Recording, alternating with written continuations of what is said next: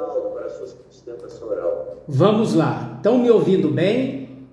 Sim, claro e adequado, conexão adequada. É uma honra estar aqui novamente com Vossas Excelências, relatoria do Dr. João Waldeck, que muito nos honra de estar no Tribunal de Justiça com tanto tempo e ainda com muita lisura nas suas leituras e nas suas decisões jurídicas. Aos demais pares também passo meus cumprimentos em nome do Dr. João Waldeck aos demais. O caso aqui em tela, Excelências, eu chamo Vossas Excelências para me ouvir, por favor. Não estamos aqui a falar de mérito, nem um momento. Razão essa desse advogado não patrocinar revisão criminal. Estamos a falar de uma nulidade absoluta, que não sou eu que digo, mas sim o STJ. Vamos lá. Restou certificado na instrução, consubstanciado e mais que tarifado, Excelências, que a autoridade ministerial, eu não me recordo qual promotor de justiça, infringiu as normas constitucionais, oferecendo ao juiz, e nos autos está mais que comprovado, endereços que não condizem, ou não condiziam à época e até hoje também não, com a realidade do acusado, aqui o paciente, ora paciente. Dessa forma, não sendo encontrado o paciente, e que estaremos a abordar, que não sabemos se de erro formal estamos falando, ou se de propósito o promotor assim procedera.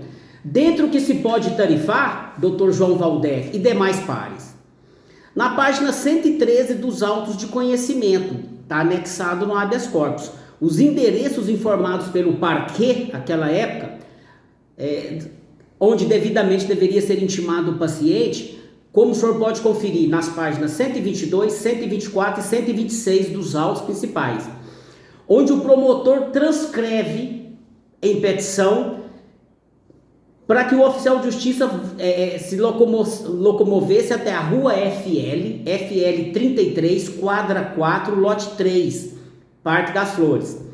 O endereço correto, olha só, rua FL 33, quadra 4, lote 33 e não 3, Parque das Flores.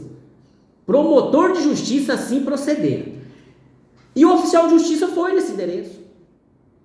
Mesmo errado foi. E mesmo errado, ele levou novamente para os autos, o oficial de justiça, uma certidão falando que lá residia a mãe do paciente.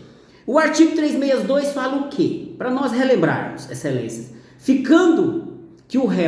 Verificando que o réu se oculta para não ser citado, o oficial de justiça certificará a ocorrência e procederá à citação por hora certa, na forma estabelecida nos artigos Processo Civil 227, 229, de 93 do Código de Processo Civil. Parágrafo único desse artigo. Completada a citação por hora certa, se o acusado não comparecer, ser-lhe-á nomeado defensor dativo. Na época já existia a Defensoria Pública. Transcrevemos dessa feita ensinamentos e explicações de inúmeros artigos do processo civil. Como pode ser possível alguém se ocultar, Excelências? Número 33, o promotor de justiça passou, oficial de justiça foi no 3. Como pode ser possível alguém se ocultar de algum lugar que não é do seu vínculo? E o pior, sem relação de mínima convivência. Frisa também, Excelências, que a mãe do acusado, como está na certidão aí, no habeas corpus a gente transcrevera, a mãe do acusado é doente. Está relatada pelo oficial de justiça. E a sócia do paciente, à época, se tratava de um crime tributário, é a irmã dele que cuidava da mãe, senhora Andréia Rassi de Castro, conforme constatado nos autos de conhecimento, que a doutora Andréia visitava, morava, cuidava da sua mãe. E o oficial de justiça, salvo o melhor juízo, colocou numa segunda certidão, tá? No habeas corpus, né? Então, conforme restou certificado, a desídia estatal, Excelência, com todas as vênias dos recortes do processo penal anexo, não tem como ser contestado por Vossas Excelências. Eu acho desnecessário termos que ir até o STJ para configurar essa nulidade absoluta, conforme está nas páginas 86 e 109 dos autos. E acrescento a isso, que no dia 25 de junho de 2015, depois do oficial de justiça lá ter visitado no endereço equivocado o paciente, Em uma pedalada, o paciente teve que fazer uma ocorrência policial com seus amigos na cidade de Trindade, porque foram roubados. Chegando na delegacia, que ele fora descobrir que estava sendo processado e que tinha contra si um mandado de prisão. Alguém em sã consciência, excelência, Dr. João Valdec, Dr. Altamir Garcia, vai na delegacia fazer uma ocorrência de um furto, de um roubo de bicicleta? Conforme relatado na página 128 dos autos, processo de conhecimento, que foi cumprido o mandado de prisão lá quando o paciente foi fazer essa ocorrência na delegacia lá em Trindade. E o Ministério Público, com a desídia aqui já arguída por esse defensor, novamente persistiu no local errado, para que fosse feita a prisão, a citação da pessoa, do paciente. Que na página 148 foi aplicado o artigo 366. Por quê? Foi em 2 endereços que o promotor passou aos autos, transcreveu aos autos e não conferiu se era correto.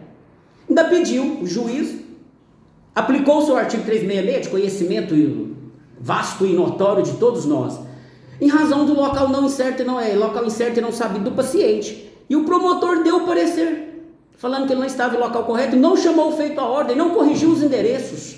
E aplicou-se o artigo 366, conforme está nas páginas 148.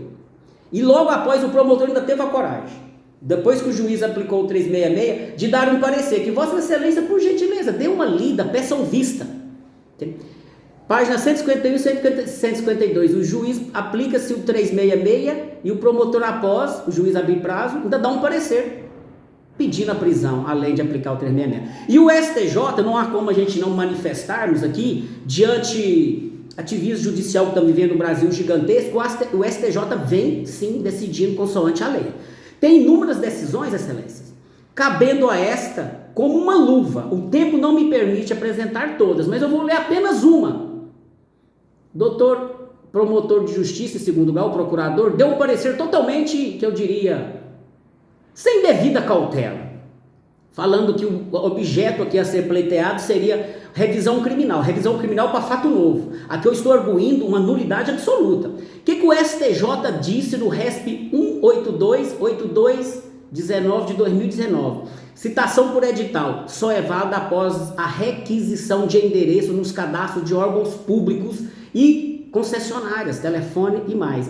A terceira turma do Superior Tribunal de Justiça decidiu que é nula a citação por edital, deferida pelo juiz de primeiro grau, antes de terem sido providenciadas todas as tentativas de localização do réu, conforme esse caso concreto em tela. Eu não estou aqui falando besteira, doutor João Valdec. Eu não estou aqui, doutor Altamir, falando algo que eu tirei das nuvens. É do processo.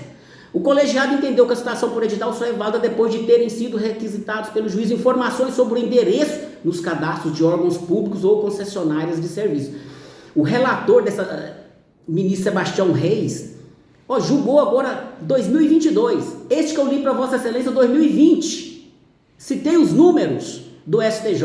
Temos o habeas corpus 641-877-2022, também do doutor Sebastião Ministro Reis. Então não temos aqui o que falar, não precisamos arredar do processo de conhecimento aqui em questão. Requer-se essa defesa, com a concessão da ordem pelo reconhecimento do erro improcedendo, do erro injudicando, da autoridade coatora. Talvez ele foi induzido pelo Ministério Público, o magistrado de piso, com certeza fora induzido ao erro. Por que o Ministério Público chamou o feito à ordem como fiscal lege, que é fiscal lei, custos lege? A defesa que assim teria que fazer? Que sequer existia defesa? Que Vossa Excelência anule todos os atos judiciais desde a intimação vitalícia, que é nula. Não sou eu que digo, é o STJ. Outrora ocorrida de forma viciosa. Dessa feita que seja determinado que a 8ª Vara Criminal de Goiânia, comarca de Goiânia, refaça todo o feito. Desde a aplicação do artigo 366 até presente momento, o processo é nulo. E o acusado já até cumpriu a pena. Ou está a cumprir, aliás. Eu não juntei a certidão. E a realização novamente de todos os atos judiciais desde a nula intimação, citação do paciente. Que o parquê, excelência, doutor João Valdec, doutor Altamir Garcia, que o parquê estadual indicou, repassou, carregou aos autos endereços errados, também eu acho que não há que se falar. Foi um erro formal? A STJ tem decisão também que, mesmo erro formal, o paciente não pode assim responder. Diante de filho de Deus, Pôncio Pilatos lavou as mãos. A decisão de libertar ou não Jesus estava no poder de Pilatos como interventor e governador da Judéia. Pilatos lavou as mãos para fugir ou examinar-se de sua responsabilidade. Devolva a palavra ao relator e ao presidente. Me desculpa por quebrar o papo. Infelizmente, apesar do brilhantismo